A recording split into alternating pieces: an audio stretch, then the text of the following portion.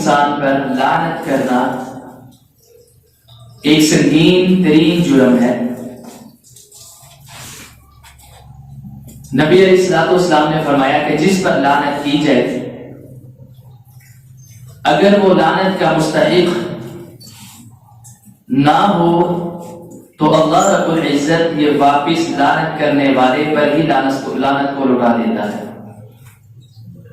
اور ایک حدیث کے مطابق آپ نے فرمایا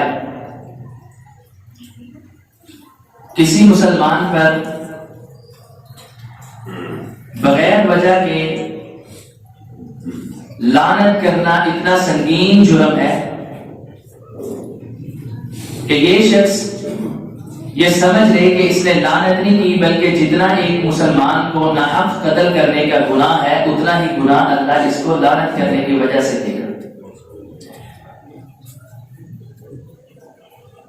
عبداللہ بن عباس رضی اللہ تعالی عنہما حدیث کے راوی ہیں، فرماتے ہیں ایک مرتبہ ہم سفر کے لیے نبی پاک کے ساتھ روانہ ہوئے۔ رستے کے اندر ایک عورت نے اپنی سواری پر لعنت کی، اس کے نہ چلنے کی وجہ سے یا آہستہ چلنے کی وجہ سے اس پر لعنت کی۔ آپ نے صرف اس لعنت کی وجہ سے پورا قافلہ اپنا روکا اور اسے فرمایا اللہ کی بندی اب یا تو ہمارے ساتھ جائے گی، اگر جانا چاہتی ہے تو یہ سواری جس پر تو نے لعنت کی ہے یہ ملعون ہو چکی ہے، یہ محمد رسول اللہ کے قافلے میں نہیں رہ سکتی صلی اللہ علیہ وسلم۔ صحابہ فرماتے ہیں پھر ہم نے دیکھا سواریوں کی قلت کی وجہ سے جس پر لعنت کی گئی اس سواری کو کسی نے دوبارہ ہاتھ نہیں لگایا۔ اسی طرح ایک مرتبہ نبی پاک نے فرمایا ایک عورت نے، صحابہ فرماتے ہیں کہ اپنی ہانڈی بناتے ہوئے غصے کی وجہ سے لعنت کی۔ نبی پاک نے فرمایا مسند احمد کے اندر ہے، فرمایا اس ہنڈیا کو گرا دے، یہ ملعون ہنڈیا اب کھانے کے قابل نہیں ہے۔ گو کہ اتنا سنگین ترین جرم کہ ایک مسلمان کو قتل کرنے کے برابر جس کا گناہ ہے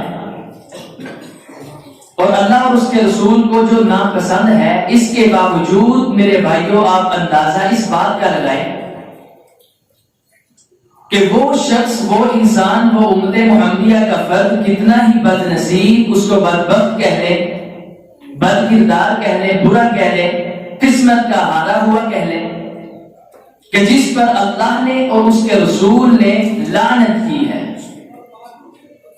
میں یہی تقریباً 14 اشخاص آپ کے سامنے رکھنا چاہتا ہوں کہ جن پر اللہ نے اور اس کے رسول نے لعنت کی ہے۔ ہم نے اپنا محاسبہ کرنا ہے، گریبان میں جھانکنا ہے، کیا ہم ان لوگوں میں شامل تو نہیں؟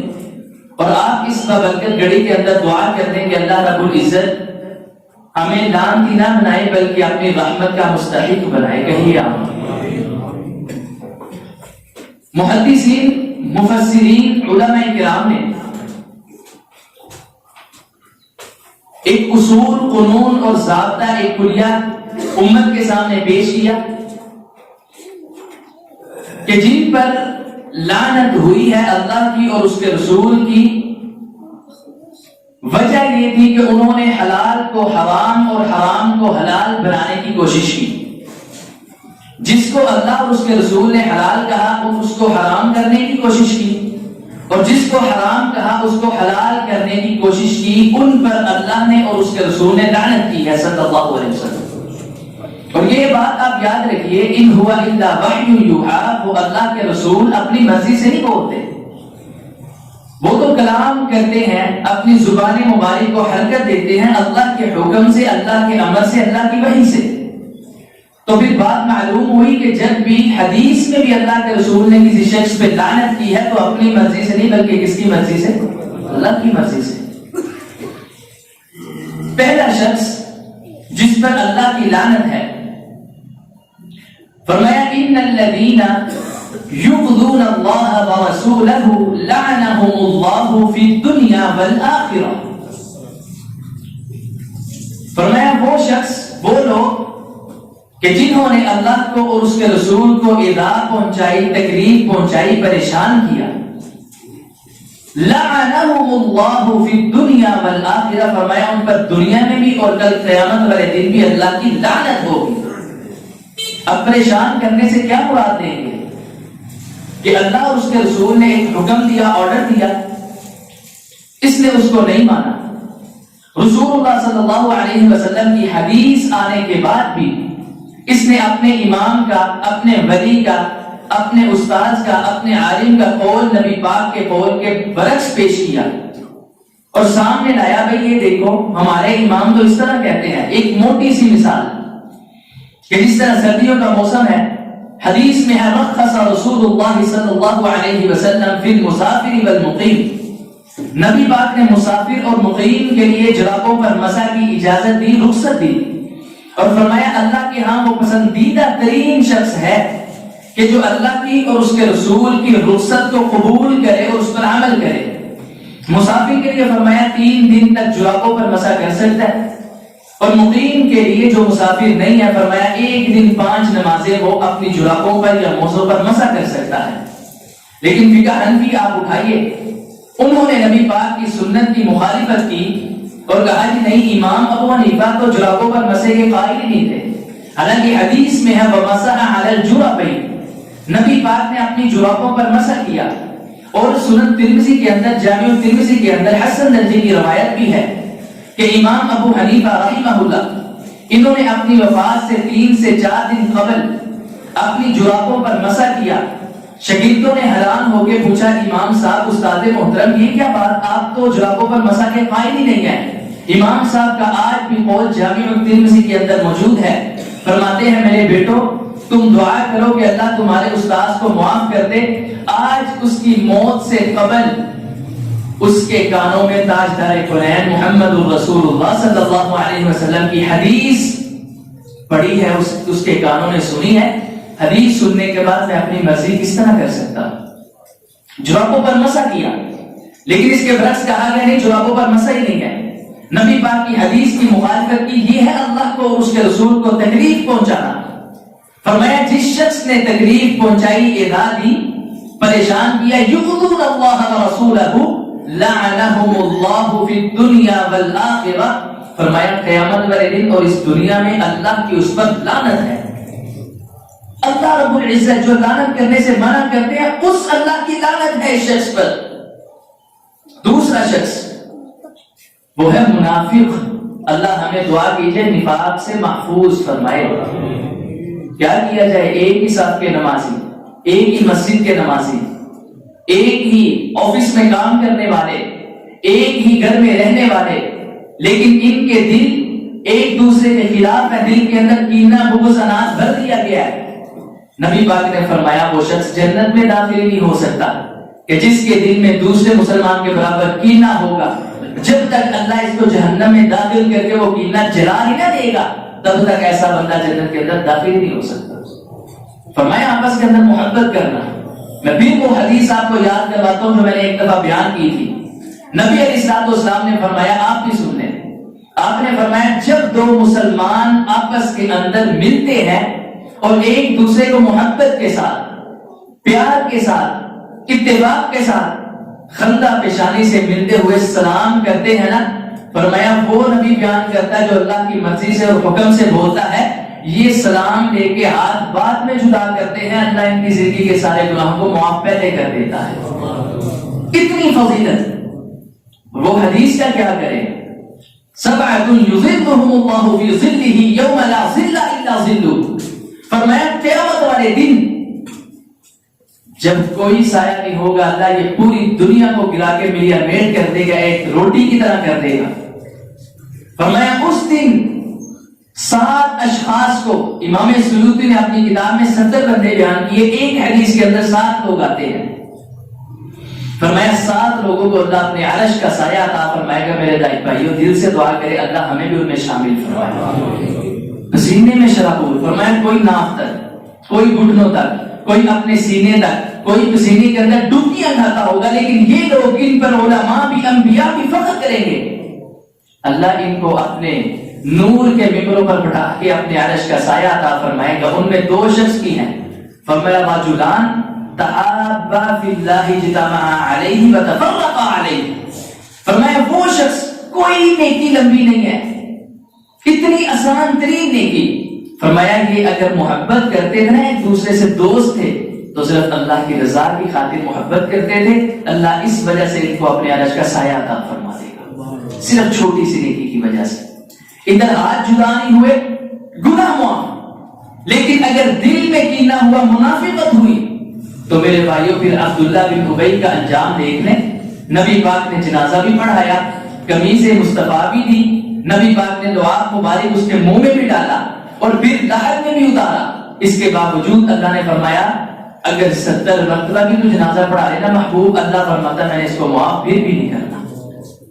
اتنا گندا ترین یہ جرم، دل میں کینہ بغض، رب عزت کی قسم ساری نیکیاں برباد. نماز پڑھے، نماز کا سارا اجر آپ کو جو ملنا ہے، نیکیاں ملنی ہیں، ختم. اللہ ہمارے دلوں کو حسد سے، کینے سے، بغض سے اور یہ نفرتوں سے، منافقت سے دعا کیجیے محفوظ فرمائے. یہ منافق بندہ ہے. وعد اللہ المنافقین والمنافقات والکفار نار جہنم خالدا فیہا ہی حسبہم ولعنہم اللہ. فرمایا اللہ کا وعدہ ہے منافقین مردوں سے اور منافقات عورتوں سے، یہ ہمیشہ جہنم میں رہیں گے، خالدا فیہا ہی حسبہم ولعنہم اللہ، اور ان پر اللہ کی لعنت ہے. منافقین پر چھوڑ دیجئے اعتقادی منافق، عملی منافق ٹھیک ہے، دو قسمیں بن گئی، لیکن منافقین کی نشانیاں دیکھیے. فرمایا اذا حدث کذب، جب بات کرے گا جھوٹ بولے گا. بلا ہم تو نہیں ایسے. واذا وعد اخلف، فرمایا وعدہ کرے گا وعدہ خلافی کرے گا. واذا اؤتمن خان، فرمایا جب اس کے پاس امانت رکھوائی جائے گی کوئی نہ کوئی خیانت ضرور کرے گا. اور چوتھی نشانی فرمایا اس پر فجر اور عشاء کی نماز پاری ہو، نہیں پڑھتا ہوگا. اپنا محاسبہ کیجئے کہ جس کو اللہ اور اس کے رسول نے لعنت کو ناپسند کیا وہ خود لعنت بھیجتے ہیں. کیا ہم تو نہیں وہ گناہگار، بد نصیب اور بد کردار بندے؟ فرمایا منافقین پر اللہ کی لعنت ہے. تیسرا شخص یاد رکھیے گا اللہ کی رضا کے لیے، تیسرا شخص فرمایا یہ ہے ان الذين يرمون المحصنات المؤمنات الغافلات لعنوا في الدنيا والآخرة. فرمایا ایک نیک اللہ کی بندی ہے، اللہ کو اپنے مومن بندے سے پیار ہی بڑا ہے، انتہا کا پیار. فرمایا نیک میری بندی ہے، نمازیں پڑھنے والی ہے، پاک دامن ہے. اب اس کی ساس نے یا پھر اس کی ناند نے یا پھر اس کے بھائی نے، اس کے سسر نے اس پر صرف تہمت لگا دی، بہتان لگا دیا. فرمایا جس نے میری نیک مومنہ بندی پر بہتان لگایا، تہمت لگائی، لعنوا فی الدنیا والآخرہ، لعنت ان پر دنیا میں بھی اور آخرت میں بھی لعنت ہے. ملعون شخص ہے وہ. ہم بھی میرے بھائیوں گریبان میں تو جانتے ہیں، اپنا محاسبہ تو کیجئے. ہم بھی چھوٹی چھوٹی جس پہ بس ناراضگی ہوگی نا، پھر ویکھی ہوں میں تیرا کی کرتا، تو ویکھے گا میں تیرا کتنے کتنے ذلیل کرتا. پھر جو بات اس میں نہیں تھی ہم وہ بھی لوگوں کو بیان کرتے ہیں، آگے ٹرانسفر کرتے ہیں، اور یہ جھوٹ پہ جھوٹ لوگوں کے سامنے بیان کرتے جاتے ہیں. اللہ ہمیں محفوظ فرمائے. اگر ہم پسند نہیں کرتے کہ ہمارے پہ بہتان لگے، ہماری کوئی چغلی کرے، کوئی غیبت کرے، میرے بھائیوں مومن تو وہ ہے. فرمایا المسلم من سلم المسلمون من لسانه ويده، مومن وہ ہے جس کی زبان اور اس کے ہاتھ سے دوسرا مسلمان محفوظ رہے. المسلم مرآت المسلم، مسلمان مسلمان کا آئینہ ہے. محبوب نے 1400 سال پہلے یہ اعلان کیا، حدیث بیان کی. لیکن ہم کتنا وہ آئینہ ہے؟ ہم تو لوگوں کے سامنے دوسرے کے تہمتیں، بہتان، غیبت اور چغلی کرتے ہیں. فرمایا جو بہتان لگائے گا دنیا اور آخرت میں اللہ کی اس پر لعنت ہے. چوتھا شخص فرمایا اس نے کسی مسلمان کو ناحق بغیر کسی وجہ سے قتل کیا. وَمَن يَقْتُلْ مُؤْمِنًا مُتَعَمِّدًا، جان بوجھ کر قتل کیا، فَجَزَاؤُهُ جَهَنَّمْ، فرمایا اس کا ٹھکانہ جہنم ہے. آگے ہے وَلَعَنَهُمُ اللَّهُ، اور ایسے لوگوں پر اللہ کی لعنت ہے جو کسی کو بغیر کسی وجہ کے قتل کرتے ہیں. اب دعا کریں کہ اللہ نہ ہمیں کوئی قتل کرے نہ ہم کسی کو قتل کریں. اللہ سب مسلمانوں کی جان، مال، اولاد، عزت کی حفاظت فرما. پانچواں شخص حدیث میں ہے 10 اشخاص پر لعنت اللہ کی. فرمایا وہ شرابی ہے ہمیشہ کا، شراب بنانے والے پر اور جو بنوا رہا ہے دونوں پر. فرمایا جو خریدتا ہے اور بیچتا ہے اس پر. جو اٹھا کے اس کو بازار میں لاتا ہے، اس پر جو اس کی پیکنگ کرتا ہے، اس پر جو خرید کے کسی کو لا کے دیتا ہے، اس پر 10 قسم کے اشخاص پر فرمایا اللہ کی لعنت ہے، صرف اس وجہ سے، شراب پینے والے پر نہیں، فرمایا بنانے والے پر، بنوانے والے پر، خریدنے والے پر، جو اس کو خرید کے دے اس پر، جو اٹھا کے اس کو مارکیٹ میں لائے، فرمایا اس پر بھی اللہ کی لعنت ہے، دنیا میں بھی اور آخرت میں بھی۔ فرمایا یہ جو شراب ہے نا، یہ برائیوں کی ماں ہے، حدیث میں ہے، فرمایا برائیاں اس سے جنم لیتی ہیں۔ وقت کی قلت کی پیش نظر 5ویں شخص کے بعد 6واں شخص، نبی پاک نے فرمایا یہود و نصارہ پر اللہ لعنت کرے، لعن اللہ الیہود والنصارى اتخذوا قبور انبیائہم مساجدا۔ لعنت کی وجہ کیا بنی؟ فرمایا انہوں نے اپنے نبیوں کی قبروں پر اور نیک لوگوں کی قبروں پر میلہ گاہ بنایا، ان کو سجدہ گاہ بنایا، مساجد بنائی۔ سجدہ تو مسجد میں تھا، لیکن انہوں نے ان کی قبر کو بڑا سجا کے، ڈیکوریٹ کر کے، پکی قبر بنا کے وہاں سجدہ کروایا۔ فرمایا ایسے اشخاص پر، یہودوں اور نصارہ پر اللہ کی لعنت ہے۔ اور ہم نے اپنا اس معاشرے کو دیکھنا ہے، اور وہ پاکستان جو لا الہ الا اللہ کی بنیاد پہ حاصل کیا گیا، اس نعرے کی خاطر، اور کتنے ہمارے آبا و اجداد نے اس کو حاصل کرنے کے لیے قربانیاں پیش کی، کتنی ہماری بہنوں نے اپنی عزتوں کو نیلام کیا، لیکن وہ معاشرہ اسلامی کہ اس کے اندر تقریباً 80-85 ہزار سے زیادہ دربار اس پاکستان میں بنائے گئے، تو بلا دیکھیے انہوں نے تو لعنت کے مستحق ہوئے، ان پر اللہ کی لعنت، کیونکہ انہوں نے اپنے نیک لوگوں کی قبروں پر سجدہ گاہ اس کو بنا کے لوگوں کو ادھر سجدہ کروایا، میلے لگائے، چادریں چڑھائیں۔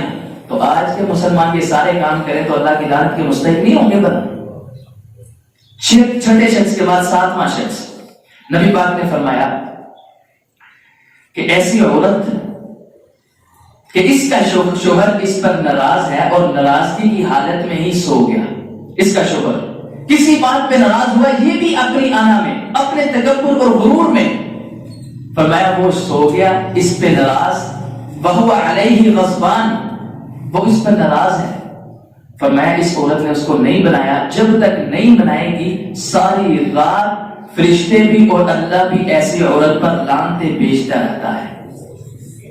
اتنی قدر ہے شوہر کی، اس لیے تو آپ نے فرمایا تھا اگر حکم دیا جاتا ہے کسی کو تعظیمی سجدہ کرنے کا، تو میں عورت کو، بیوی کو حکم دیتا صبح اٹھ کے اپنے شوہر کو سجدہ کیا کرے۔ فرمایا اگر یہ ناراضگی کی حالت میں سو گیا تو پوری رات فرشتے بھی اور اللہ بھی اس پر لعنت بھیجتے ہیں، ملعون ہے یہ عورت۔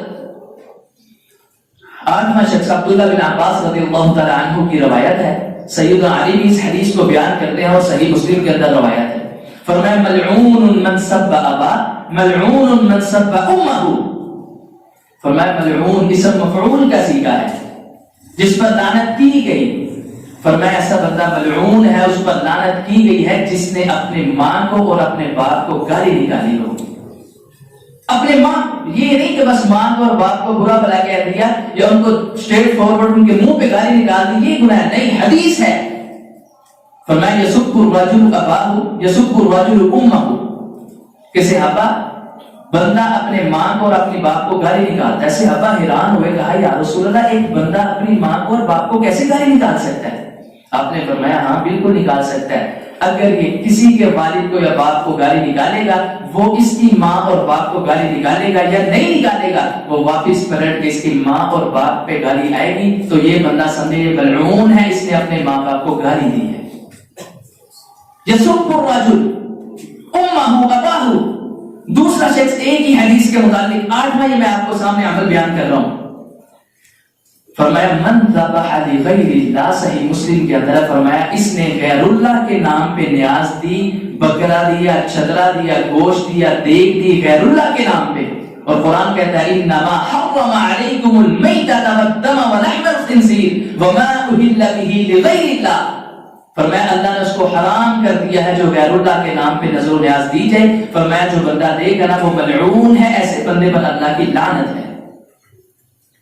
ایک ہی حدیث میں تیسرا شخص فرمایا من غیر منار الارض، اس نے زمین کے نشانات کو بدلا، فرمایا اس نے 4-5 پہلے جگہ لی، نشانات لگے کہ اتنی دیری ہے، اس نے پھر کیا کیا جی ایک گٹ جب بنیاد رکھوا کر دو تھوڑی سی بار، کوئی گال نہیں، ایک گیٹ بار۔ اس نے اپنے نشانات کو بدلا۔ نبی پاک نے فرمایا ایسا بندہ لعنتی ہے قیامت والے دن بھی اور اس دنیا میں بھی اللہ کی اس پہ لعنت ہے۔ اور ایک گٹ جس نے کسی کی زمین پہ قبضہ کیا، صحیح مسلم کی روایت، فرمایا ایک گٹ بلشت زمین کی وجہ سے قیامت والے دن اللہ 7 زمینوں کا توق بنا کے اس کے گلے میں ڈالے گا، دور سے پہچانا جائے گا یہ بندہ کسی کے حق پہ قبضہ کرتا تھا۔ اگر تو 7 زمینوں کا توق اپنے گلے میں اٹھانے کا تو دل بھر کے کرے، اگر نہیں تو پھر ہم نے لعنتی نہیں بننا، ہم نے قیامت والے دن کام کر ہی نہیں سکتے۔ ایک ہی حدیث میں چوتھا شخص فرمایا ملعون، وہ بھی شخص لعنتی اور ملعون ہے جس نے کسی جانور کے ساتھ برائی کی، بدفعلی کی، برا سلوک کیا، اس کے ساتھ برا کام کیا۔ فرمایا پانچواں شخص ملعون من عمل عمل قوم لوط، ملعون ترین اور گندا ترین فرمایا وہ شخص ہے جس نے قوم لوط والا فعل اور عمل کیا۔ کیا عمل اور کیا فعل تھا؟ فرمایا وہ اپنی عورتوں کو چھوڑ کے اپنے مردوں کو پسند کرتے تھے، مرد کے ساتھ برائی کرتا تھا۔ فرمایا ایسا بندہ بھی ملعون ہے۔ چھٹا شخص اس حدیث کے مطابق ملعون من آوى محدثا، فرمایا وہ بھی بندہ سننے ملعون ہے کہ جس بندے نے کسی بدعتی کو ٹھکانہ دیا اپنی فیکٹری میں، اپنی ورکشاپ میں، یا پھر اپنے گھر میں اس کو جگہ دی، ٹھکانہ دیا، اور اسے پتا بھی ہے یہ بندہ بدعتی ہے، یہ دین میں نئے نئے کام ایجاد کر کے ان کو پسند کرتا ہے، ایجاد نہیں بھی کرتا لیکن ایجاد کرنے والوں کو پسند کرتا ہے۔ فرمایا ملعون من آوى محدثا، محدثا کہتے ہیں بدعتی کو، فرمایا آوى اس نے ٹھکانہ دیا محدثا کسی بدعتی کو، فرمایا ایسے بندے پر اللہ کی دنیا میں بھی اور آخرت میں بھی لعنت ہوگی۔ اتنا سنگین جرم۔ 8 اعمال کے بعد، 8 اشخاص کے بعد 9واں شخص عبداللہ بن عباس سے روایت ہے، احادیث کتب میں، سنن ابن ماجہ میں، جامع ترمذی میں، دیگر کتب میں موجود ہے۔ فرمایا من سب اصحابی فعلیہ لعنت اللہ والملائکۃ والناس اجمعین۔ صحابہ کو عام سمجھنے والے یہ میری حدیث سنے نبی پاک کی، فرمایا من سب اصحابی، جنہوں نے برا بلا کہا، گالی دی میرے اصحاب کو، فعلیہ لعنت اللہ والملائکۃ والناس اجمعین، فرمایا ان پر اللہ کی بھی لعنت ہے، فرشتوں کی بھی لعنت ہے، اور ایسے اشخاص پر گندے ترین لوگوں کو فرمایا پوری دنیا کے لوگوں کی لعنت ہے۔ اصحاب کو برا کہنے والے، شان ہی شان قرآن فرمایا لقد رضی اللہ عن المؤمنین اذ یبایعونک تحت الشجرہ فعلم ما فی قلوبهم فأنزل السکینة علیہم وأثابهم فتحا قریبا۔ فرمایا ان پر اللہ راضی ہے، صحابہ پر اللہ راضی، اسی لیے تو کہا اولئک هم الصادقون، یہ سچے ہیں، اولئک هم الراشدون، فرمایا یہ کامیاب ترین ہے، ہدایت یافتہ ہیں، اولئک هم المفلحون، یہ فلاح پانے والے ہیں، پوری دنیا کی باتوں پہ فضیلت اور فوقیت حاصل ہے اللہ رب العزت کی بات کو، جس کے مطابق خود فرمایا ومن اصدق من اللہ حدیثا، اللہ سے سچی بات کسی کے نہیں ہو سکتی، وہ اللہ کا اعلان، حکم، آرڈر قرآن پاک کے اندر قیامت تک رہنے والی کتاب میں افضل الکتاب، سب سے افضل ترین کتاب میں ہے۔ فرمایا اولئک حزب اللہ، یہ اللہ کی جماعت ہے، رضی اللہ عنہم ورضوا عنہ، اللہ ان سے راضی، وہ اللہ سے راضی ہے۔ فرمایا وأعد لهم جنات تجری من تحتها الانہار، اللہ رب العزت نے جنت صحابہ کے لیے تیار کی ہے، اور یاد رکھیے جو صحابہ پہ بکواس کرے گا، ان کے بارے میں اپنی زبان درازی کر کے ان کو برا بھلا کہنے کی کوشش کرے گا، رب عزت کی قسم ہمارا ایمان عقیدہ ہے اور ہم اس بات پہ بالکل متفق ہیں کہ صحابہ کو برا کہنے والے ملعون ہیں، گندے ہیں، بدترین ہیں، ان پر اللہ کی، فرشتوں کی اور پوری دنیا کی لعنت ہے، قیامت میں بھی اور دنیا میں بھی۔ لیکن ہمارے اصحاب رسول کی شان کل بھی زندہ تھی، آج بھی زندہ ہے، اور قیامت تک انشاءاللہ زندہ رہے گی، انشاءاللہ زندہ پائندہ رہے گی، چمکتی رہے گی۔ اور جو بکواس کرتے ہیں اللہ ان پہ دنیا میں آخرت میں لعنتیں بھیجتا رہے گا۔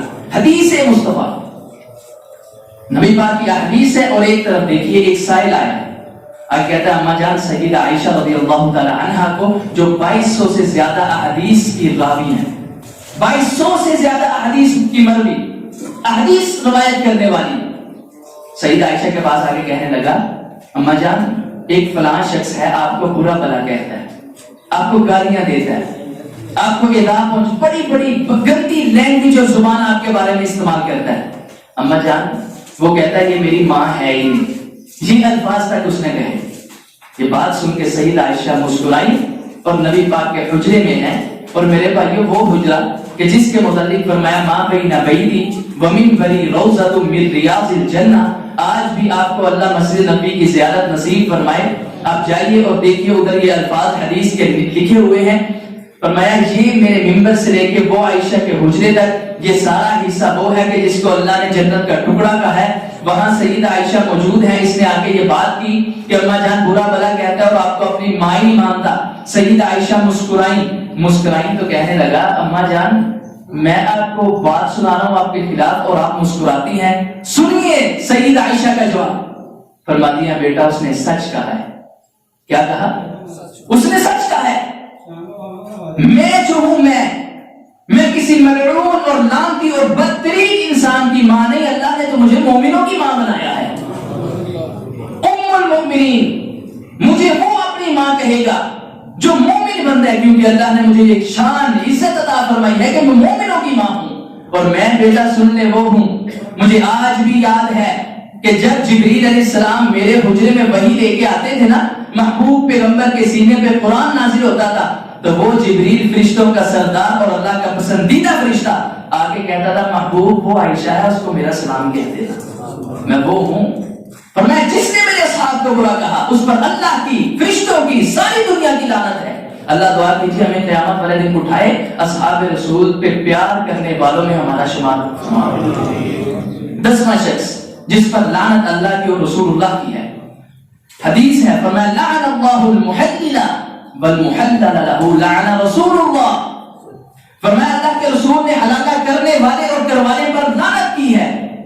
حلالہ ایک طلاق ہوگی، دو ہوگی، اس کو طلاق رجعی کہتے ہیں قرآن پاک کے دوسرے پارے میں، الطلاق مرتان، اس کے بعد رجوع ہو سکتا ہے اہل الحدیث کے نزدیک، صحابہ کے نزدیک، نبی پاک کے نزدیک، لیکن انہوں نے کہا نہیں جی ایک طلاق کہہ دی سمجھو اسے تیل نہیں دیتی ہیں، اب رجوع نہیں ہو سکتا۔ اب کیا کیا جائے؟